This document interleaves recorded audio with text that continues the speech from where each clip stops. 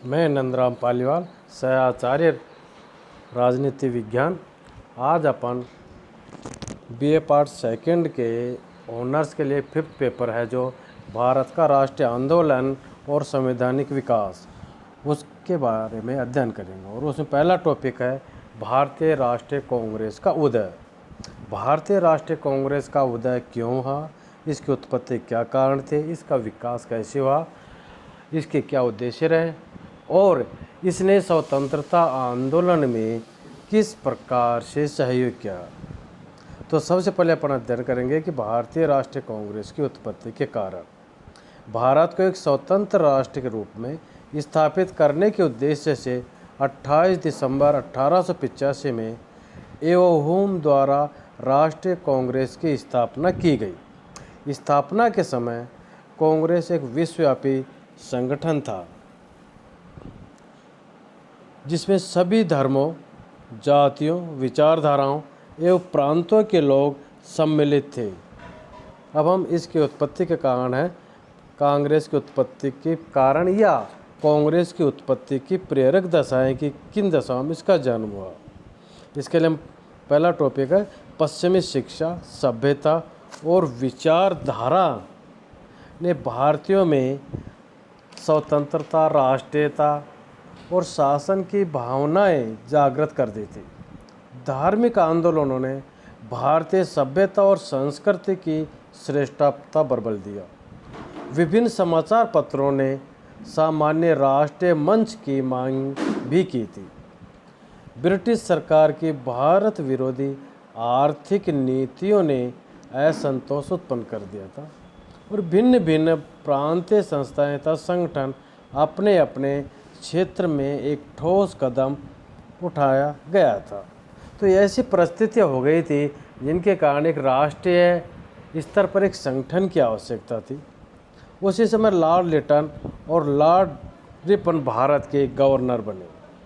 1875 के बाद लॉर्ड लिटन के अविवेकपूर्ण कार्यों तथा उसके बाद लॉर्ड रिपन के शासनकाल में भी इल्बर्ट विधेयक संबंधी विवाद ने अखिल भारतीय लक्षण के राजनीतिक संगठन की आवश्यकता महसूस की। लॉर्ड लिटन ने अपने शासनकाल 1876 से 1880 में कई ऐसे कार्य किए जिससे भारतीय राष्ट्रीयता को प्रोत्साहन मिला। उन्होंने भारतीय नागरिक सेवा की आयु 21 वर्ष से घटाकर 19 वर्ष करने का कार्य 1875 में ही किया। इसके बाद लॉर्ड लिटन ने 1 जनवरी 1877 को विक्टोरिया को भारत की महारानी घोषित करने के लिए दिल्ली में एक विशाल दरबार का आयोजन किया गया। यह शान शौकतपूर्ण दरबार उस समय किया गया जबकि दक्षिण भारत में बहुत बड़ा अकाल पड़ा था और भारतीय समाचार पत्रों ने इसके विरुद्ध आवाज़ उठाई। एक समाचार पत्र ने यहाँ तक लिख दिया था कि जब रोम जल रहा था तब नीरो बांसुरी बजा रहा था। इसी प्रकार से लॉर्ड रिपन के समय में भी एक विधेयक प्रस्तुत किया गया जिसमें लॉर्ड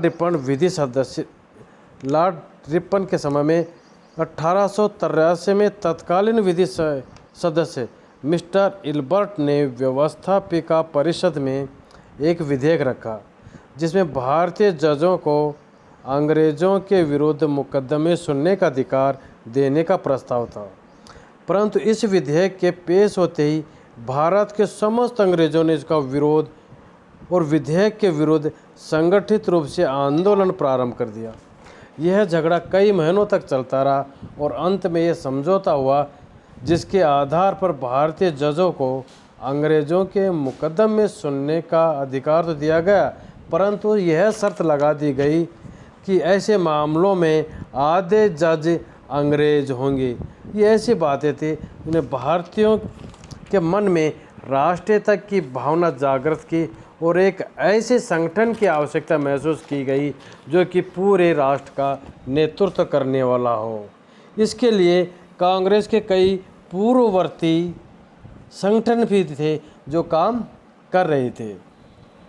भारत में राष्ट्रवाद के विकास के परिणाम स्वरूप कांग्रेस की स्थापना से पूर्व राजनीतिक संगठनों की स्थापना की प्रक्रिया प्रारंभ हो गई थी।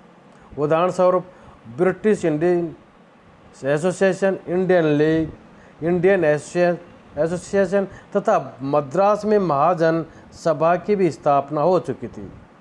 1885 में राष्ट्रीय कांग्रेस की स्थापना इस प्रक्रिया का एक वृहद रूप था।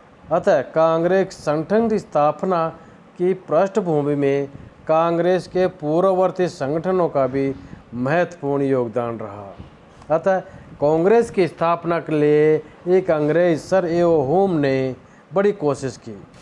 सर्वप्रथम एओ हुम के मस्तिष्क में कांग्रेस की स्थापना का विचार विदा हुआ और उसने प्रयास करना शुरू किया। इसके लिए उसने सबसे पहले 1 मार्च 1883 को कलकत्ता के स्नातकों को एक खुला पत्र लिखा।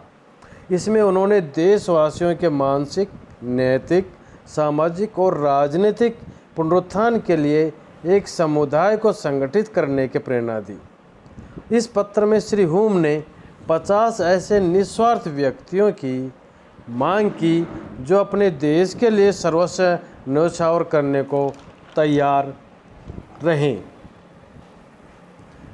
इसके लिए उसने वायसराय लॉर्ड डफरिन से भी मंत्रणा की। लॉर्ड डफरिन ने हुम की बातों को ध्यानपूर्वक सुना और प्रस्तावित संघ के कार्य क्षेत्र को सामाजिक क्षेत्र में विस्तृत कर राजनीति तक करने का सुझाव दिया। उन्होंने यह इच्छा व्यक्त की कि यहाँ के राजनीतिज्ञ प्रति वर्ष अपना सम्मेलन किया करें और सरकार को बताया करें कि शासन में क्या त्रुटियां हैं और उनमें क्या सुधार किए जाएं।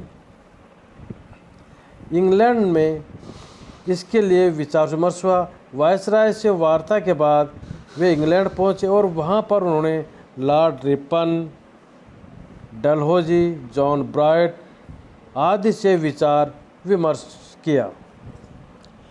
5 मार्च 1883 के पत्र का भारतीय राष्ट्रवादी नेताओं पर आश्चर्यजनक प्रभाव पड़ा। दिसंबर 1884 को देश के विभिन्न भागों का प्रतिनिधित्व करने वाले 17 व्यक्ति मद्रास में जीवन बहादुर रघुनाथ राव के निवास स्थान पर एकत्रित हुए। तब उन्होंने राष्ट्रीय संस्था बनाने के लिए देश के भिन्न भिन्न भागों में कार्य करने का प्रण लिया। इसी समय भारतीय राष्ट्रीय संघ संस्था की स्थापना की गई। बाद में दादा भाई नौरोजी के सुझाव पर इसका नाम भारतीय राष्ट्रीय कांग्रेस रखा गया। भारतीय राष्ट्रीय कांग्रेस ने मार्च 1885 में बड़े दिनों की छुट्टियों में भारत के विभिन्न भागों में प्रतिनिधियों का एक सम्मेलन करने के लिए घोषणा पत्र निकाला। संघ ने श्री हुम को इस सम्मेलन को आयोजित करने था उसका विवरण तैयार करने के लिए प्रभारी नियुक्त कर दिया गया। हुम ने कांग्रेस की स्थापना में सरकार का समर्थन प्राप्त कर लिया था। कांग्रेस का प्रथम अधिवेशन और भारतीय राष्ट्रीय कांग्रेस की स्थापना। इंग्लैंड से वापस आने पर कांग्रेस का प्रथम अधिवेशन पूना में 25 से 28 दिसंबर 1885 को होना निश्चित हुआ, लेकिन वहाँ हैजा फैलने के कारण यह बम्बई में हुआ। भारत में भिन्न भिन्न भागों में आए 72 प्रतिनिधि श्री व्योमेश चंद्र बनर्जी की अध्यक्षता में गोकुलदास तेजपाल संस्कृत कॉलेज के भवन में 28 दिसंबर 1885 को राष्ट्रीय महत्व के विषयों पर विचार विमर्श करने के लिए इकट्ठे हुए। इस अधिवेशन में भारत के अनेक प्रसिद्ध व्यक्ति दादा भाई नौरोजी, फिरोज शाह मेहता, दिन शाह बादशाह आदि इकट्ठे हुए। इस प्रकार से भारतीय राष्ट्रीय कांग्रेस की स्थापना की गई, जिसका उद्देश्य भारत में के लोगों में राष्ट्रीय आंदोलन के लिए जागृति उत्पन्न पैदा करना था। धन्यवाद।